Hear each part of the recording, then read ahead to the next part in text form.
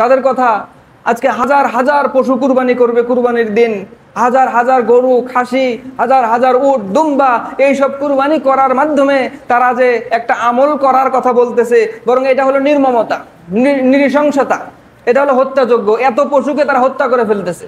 এটা কিভাবে একটা ভালো কাজ হতে পারে? এটা কখনোই কোনো ভালো কাজ নয়।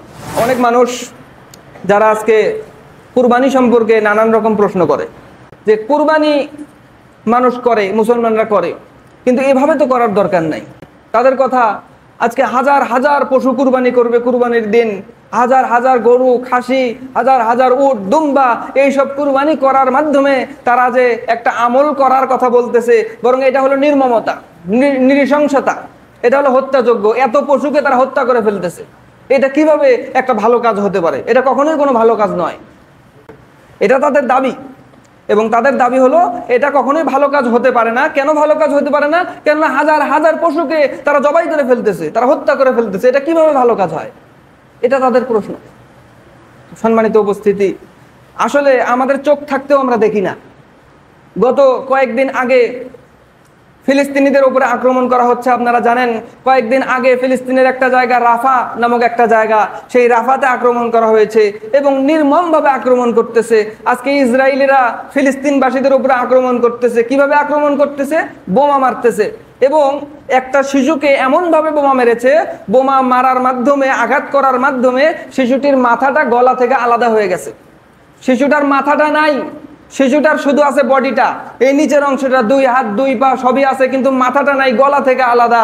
তার বাবা ওই অবস্থায় ওই শিশুটাকে নিয়েছে কোলে, কোলে নিয়ে সে শুধু আর্তনাদ করতেছে, চিৎকার করতেছে, কান্না করতেছে, আফসোস করতেছে।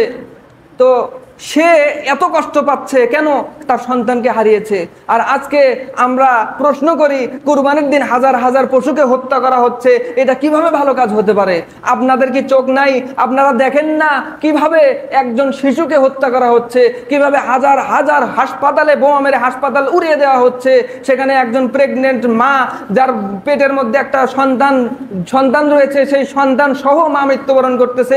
সন্তান পেটের বাইরে আলাদা জায়গায় ছিটকে পড়ে যাচ্ছে, অথচ তখন তাদের হৃদয়ের রক্তক্ষরণ হয় না, তখন তাদের কোনো সহৃদয়বান ব্যক্তি কোনো কথা বলে না, তখন তাদের কোনো মানবাধিকারও থাকে না, তখন মানবাধিকার নাই।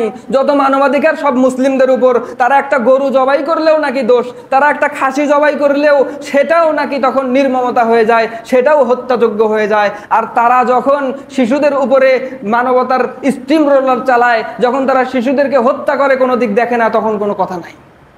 সম্মানিত উপস্থিতি, আমরা যেভাবে আসলে চিন্তা করতেছি, এভাবে চিন্তা করতে থাকি, কোনোদিনই সফলতা আসবে না। তো বিবেক দিয়ে ভাবুন। আবেগ দিয়ে যদি চিন্তা করেন কাজ হবে না। আবেগকে দূরে রাখুন, বিবেক দিয়ে চিন্তা করেন, ইনশাল্লাহ বুঝতে পারবেন। তো আমি বলতে চাই, আজকে যুদ্ধ হচ্ছে, হ্যাঁ হোক, যুদ্ধ পৃথিবীতে অসংখ্য বার হয়েছে, কিন্তু মুসলিমদের যদি 1450 বছরের ইতিহাস দেখেন, কখনোই কোনো মুসলমান যোদ্ধা ভুল করেও কোনো শিশুকে হত্যা করে নাই। সুবহানাল্লাহ। কোনো শিশুকে, অবুঝ শিশুকে হত্যা করে নাই। মুসলমানদের জন্য এটা নিষিদ্ধ, কোনো শিশুকে কখনো হত্যা করা যাবে না, কত বড় যুদ্ধ লাগুক। কোনো নারীর উপরে অত্যাচার চালানো যাবে না যুদ্ধের সময়ও, সে নারী কত খারাপ হয় হোক। কোনো গাছপালাকে ধ্বংস করা যাবে না, গাছে আগুন লাগিয়ে পুড়িয়ে দেওয়া যাবে না। কোনো পশু পাখি এসবকে অত্যাচার করে মেরে ফেলা যাবে না যুদ্ধের কারণে। এটা মুসলমানদের নিয়ম। অতএব কিভাবে মুসলমানরা নির্মম হয়, কিভাবে মুসলমানরা হত্যাযজ্ঞ চালায়, এই কথা কিভাবে সত্য হয়? আমরা যে কুরবানি করি, হ্যাঁ আমি বলতাম এই কথাটা, যে কুরবানি করলে, যে আমরা যে কুরবানি হাজার হাজার পশুকে কুরবানি করতেছি, এটা হয়তোবা নির্মমতা হতে পারত। কিভাবে হতে পারত? যদি আমরা কুরবানি করে সেই পশুর মাংস নিজে নিজে খাইতাম। আমরা তো নিজে নিজে খাই না। এই যে হাজার হাজার মানুষ আজকে আছে, তাদের মধ্যে অসংখ্য মানুষ, আমাদের বাংলাদেশের প্রেক্ষাপটে যদি চিন্তা করেন, তারা গরুর মাংস কেনার মতো তাদের সামর্থ্য নাই। তারা এই কুরবানির দিন গরুর মাংস খেতে পারে কেন?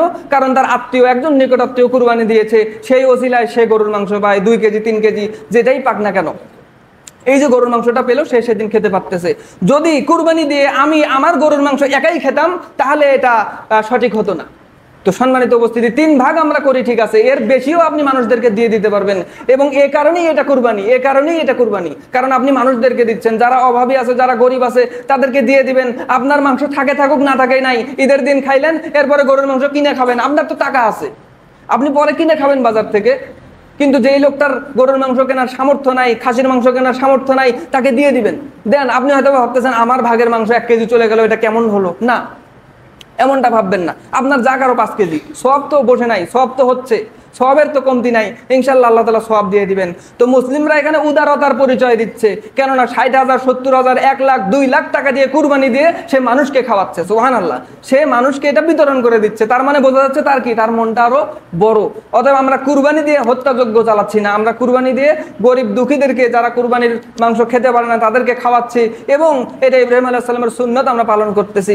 আমরা কুরবানি করে গরুকে নদীতে ভাসিয়ে দিচ্ছি না, আমরা কুরবানি করে খাসিকে জমিতে রেখে আসতেছি না, আমরা সুন্দরভাবে সেগুলো জবেও করে তাদেরকে তারপরে আমরা সেটা খাওয়ার একটা উপযোগী করে ফেলতেছি।